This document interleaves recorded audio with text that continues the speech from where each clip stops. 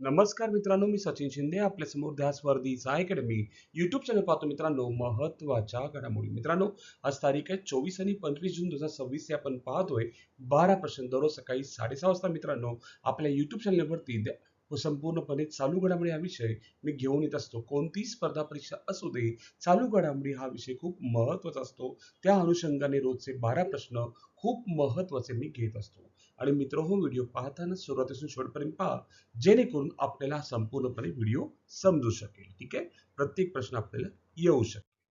ठीक आहे, कालचा प्रश्न होता प्रिक्स वर्साय 2026 पुरस्कारासाठी निवड झालेल्या भारतीय विमानतळापैकी कोणतं एक विमानतळ आहे?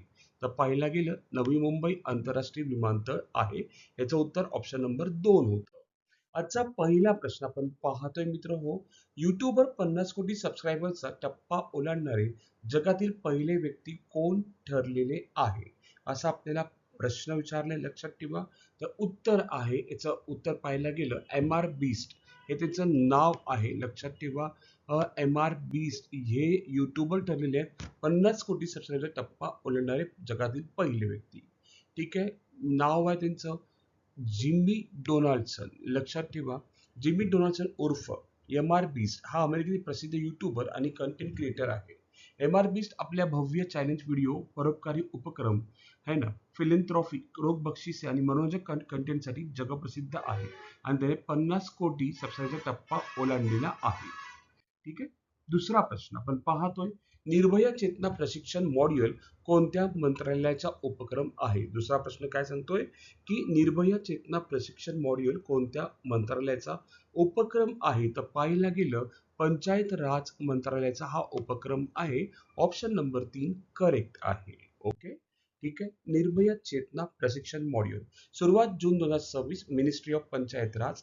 निर्भया चेतना ही ग्रामीण भागातील महिलांची सुरक्षा, सक्षमीकरण आणि लैंगिक संवेदनशीलता वाढवण्यासाठी तयार करण्यात आलेला प्रशिक्षण मॉड्यूल आहे.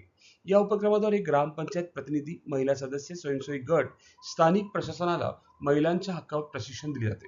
महिलांवरील अत्याचार रोखणे, तक्रार निवारण यंत्रणा मजबूत करणे आणि सुरक्षित वातावरण निर्माण करणे या कार्यक्रमाचा उद्देश आहे. ठीक आहे, नेक्स्ट क्वेश्चन पाहतोय, तिसरा प्रश्न.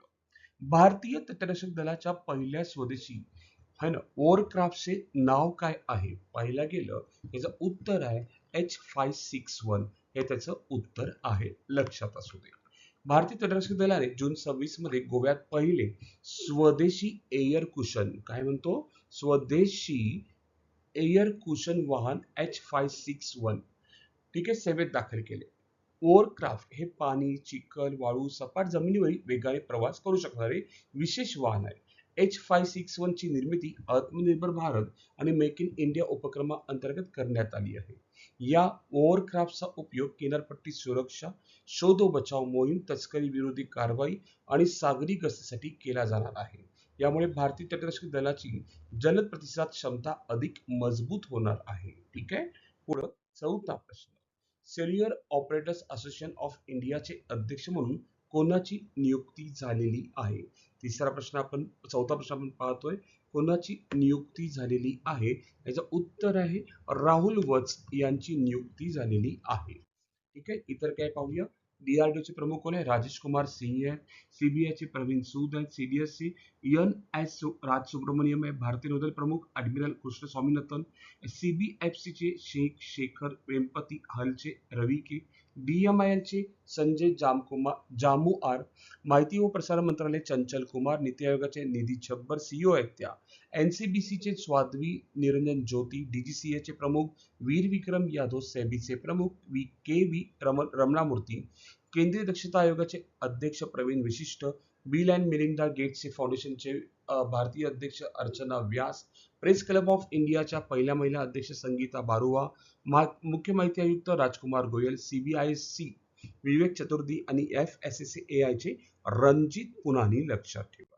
ओके, पाचवा प्रश्न पाहतोय आपण मित्र, लक्षात ठेवा. WIPO PCT क्रमवारीतील जागतिक टॉप 20 मध्ये स्थान मिळवणारी एकमेव भारतीय कंपनी कोणती आहे? तर उत्तर आहे जिओ प्लॅटफॉर्म ही कंपनी आहे. WIPO PCT क्रमवारीत जागतिक टॉप 20 मध्ये स्थान मिळवणारी एकमेव भारतीय कंपनी कोणती आहे? जिओ प्लॅटफॉर्म. लक्षात ठेवा. नेक्स्ट सहावा प्रश्न. I N S Dunagiri, I N S Sanshodhak, I N S Ajay याचे लोकार्पण 21 जून 2026 रोजी कोणाच्या हस्ते झालेले आहे? आपल्याला प्रश्न विचारलाय तर उत्तर आहे आपल्या देशाचे पंतप्रधान माननीय नरेंद्र मोदी यांच्या हस्ते झालेले आहे. ठीक आहे. I N S Dunagiri, I N S Sanshodhak, I N S Ajay यांचे लोकार्पण 21 जून 2026. लोकार्पण कोणी केलं? नरेंद्र मोदी यांच्या हस्ते. आय एन एस दुनागिरी भारतीय नौदलाची अत्याधुनिक युद्धनौका, स्वदेशी तंत्र आधारित समुद्र सुरक्षा आणि लढाऊ क्षमता वाढवण्यासाठी महत्वपूर्ण. आय एन एस संशोधक भारतीय नौदलाचे सर्वेक्षण जहाज, समुद्र तळाचा अभ्यास, नौकानयन मार्गाचे सर्वेक्षण आणि सागरी माहिती संकलनासाठी वापर मेक इन इंडिया उपक्रमाअंतर्गत विकसित. आणि आय एन एस अजय पाहिला गेलं मित्र हो, पाहिला गेलं जलद गस्ती नौका, किनारपट्टी सुरक्षा, तस्करी विरुद्ध कारवाई आणि सागरी गस्तीसाठी उपयुक्त. पुढे 7वा प्रश्न आपण पाहतोय, 26वी वरिष्ठ आशियाई तलवारबाजी स्पर्धा कोणत्या ठिकाणी होणार आहे? उत्तर आहे नवी दिल्लीमध्ये ती होणार आहे.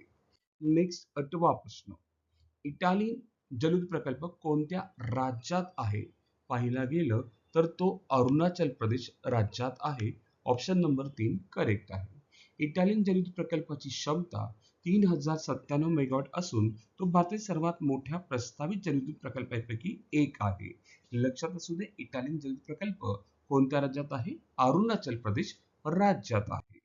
पुढे 9वा प्रश्न आपण पाहतोय, भारतासाठी सर्वाधिक 413 आंतरराष्ट्रीय हॉकी सामने खेळून विक्रम करणारा खेळाडू कोण आहे? तर मनप्रीत सिंग आहे. ऑप्शन नंबर 3 करेक्ट आहे. इन डिटेल पाहूया. वर्ष 2026. मनप्रीत सिंग हा भारतीय पुरुष हॉकी संघाचा माजी कर्णधार आहे. त्याने भारतासाठी 413 आंतरराष्ट्रीय सामने खेळून नवा राष्ट्रीय विक्रम प्रस्थापित. यापूर्वी हा विक्रम दिलीप ट्रिकी है ना यांच्या नावावर 412 सामन्यांचा होता. मनप्रीत सिंगच्या नेतृत्वाखाली भारताने टोकियो ऑलिम्पिक 2020 मध्ये कांस्य पदक जिंकले होते. तो भारतातील सर्वात यशस्वी आणि अनुभवी मिडफिल्डर खेळाडूमध्ये गणला जातो.